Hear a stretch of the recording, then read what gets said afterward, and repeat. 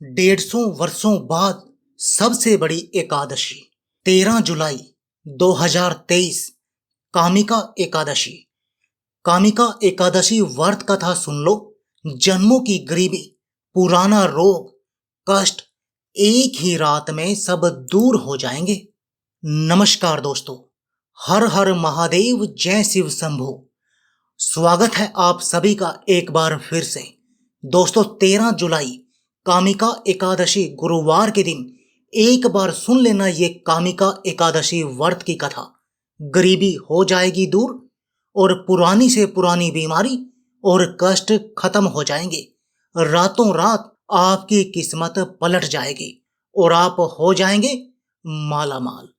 दोस्तों, करीब 400 वर्षों बाद अद्भुत महासंयोग बन रहा है। 13 जुलाई 2023 को कामिका एकादशी व्रत रखा जाएगा। दोस्तों, कामिका एकादशी व्रत चतुर्मास और सावन की पहली एकादशी कहलाती है। इस दिन श्री हरि की पूजा और व्रत रखने से सभी कार्य सिद्ध हो जाते हैं। हर एकादशी का अपना महत्व और कथा होती है।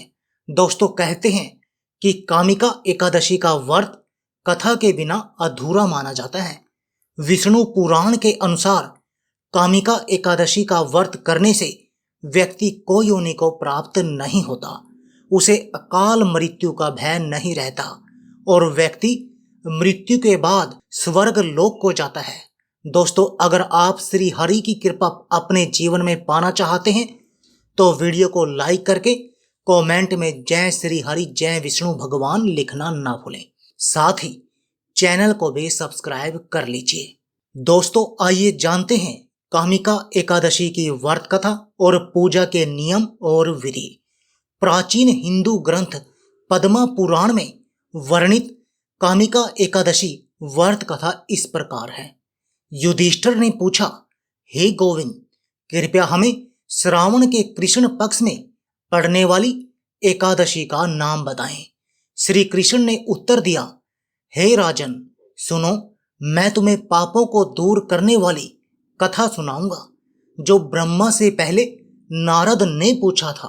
जब उन्होंने इसके बारे में पूछा था, नारद ने कहा, हे कमलासन भगवान, मैं आपसे श्रावण के कृष्ण पक्ष में आने वाली एकादशी का नाम, उसके इष्ट देव, उसके पालन की विधि और उसके धार्मिक महत्व को सुनना चाहता हूं। कृपया मुझे इन मामलों पर प्रकाश डालें। नारद की बातें सुनकर ब्रह्मा इस प्रकार बोले, नारद, ध्यान पूर्वक सुनो। मैं तुम्हें कामिका नाम की एकादशी के बारे में बताऊंगा जो श्रावण के कृष्ण पक्ष में आती है और लोगों के कल्याण के लिए लाभदायक है। इसके श्रवण मात्र से ही वाजपेयी यज्ञ का पुण्य प्राप्त होता है। मुझे यह बताने की अनुमति दें कि जो व्यक्ति शंख, चक्र और गदा धारण करके देवादिदेव भगवान की पूजा करता है उसे क्या फल मिलता है। मैं हरि विष्णु या मधुसूदन, जिन्हें आमतौर पर श्री हरि के नाम से जाना जाता है, की पूजा या ध्यान करने से प्राप्त होने वाले मेधावी परिणामों का वर्णन करूंगा। इस दिन कृष्ण की पूजा करने से जो फल प्राप्त होता है वह गंगा स्नान करने या काशी या पुष्कर जाने से भी नहीं मिलता। यह फल केवल कृष्ण की पूजा से ही प्राप्त किए जा सकते हैं। उसे कृष्ण की पूजा करने से वही फल प्राप्त होता है जो बृहस्पति के सिंह राशि में रहने पर गोदावरी या दंडक में स्नान करने से प्राप्त होता है। जो व्यक्ति सोना, तालाब और चांदी सहित भूमि का दान करता है और जो व्यक्ति कामिका एकादशी का व्रत करता है, दोनों को समान फल प्राप्त होता है। कामिका व्रत के पालन से घरेलू वस्तुओं के साथ दुधारू गाय की बलि देने के समान फल मिलता है। श्रावण में भगवान विष्णु की पूजा करना गंधर्वों, गुर्गों और पन्नागों के साथ साथ देवताओं की पूजा के बराबर माना जाता है। इसलिए जो व्यक्ति पाप से डरते हैं उन्हें कामिका के दिन विष्णु की पूजा करने के लिए अपनी क्षमता के अनुसार हर संभव प्रयास करना चाहिए। यह व्रत उन लोगों के लिए सबसे अधिक लाभकारी है जो पापों के कीचड़ से भरे संसारिक अस्तित्व में फंसे हुए हैं। ये अपनी पवित्रता और पापों को दूर करने की क्षमता में अद्भुत है। नारद ऐसा ही है, इसकी पुष्टि स्वयं भगवान विष्णु ने भी की है। कामिका व्रत का पालन करने वालों द्वारा प्राप्त पुरस्कार वो सर्वोच्च आत्मा के ज्ञान का अनुसरण करने वालों द्वारा प्राप्त पुरस्कारों से कहीं बेहतर है। जो लोग रात भर जागकर कामिका व्रत का पालन करते हैं वे भयानक यम या किसी भी आपदा का सामना करने से बच जाते हैं। कामिका व्रत का पालन करने के कारण उनका जन्म प्रतिकूल वंश में नहीं होता। जिन प्रबुद्ध संतों ने परम मुक्ति प्राप्त की है उन्होंने कामिका व्रत का पालन करके ऐसा किया है। इसलिए जिन व्यक्तियों ने खुद पर अनुशासन रखा है उन्हें इस व्रत का पालन करने के लिए हर संभव प्रयास करना चाहिए। तुलसी के पत्तों से विष्णु की पूजा करने से मनुष्य इस संसार के सभी पापों से मुक्त हो जाता है और वह वैसे ही बना रहता है जैसे कमल का पत्ता पानी में हमेशा बेदाग रहता है। तुलसी के पत्ते से विष्णु की पूजा करने से एक माप सोना या चौगुनी चांदी चढ़ाने के समान फल प्राप्त होता है। विष्णु रतन मोती, लापिस लाजुली और मूंगे के प्रसाद की तुलना में तुलसी के पत्तों से अधिक प्रसन्न होते हैं। तुलसी के अंकुरों से विष्णु का पूजन करने से जन्म जन्मांतर के संचित पाप नष्ट हो जाते हैं।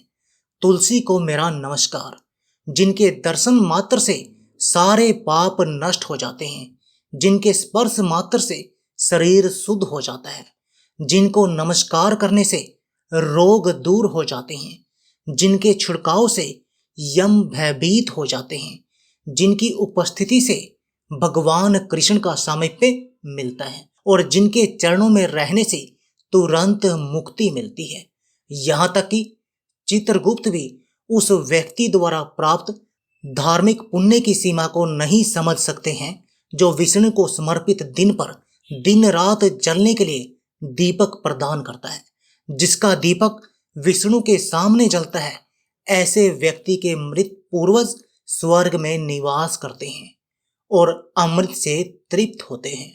घी या तेल का दीपक जलाने से मनुष्यों को 100 करोड़ दीपकों का सम्मान प्राप्त होता है और वह सूर्य के लोक में पहुंच जाता है।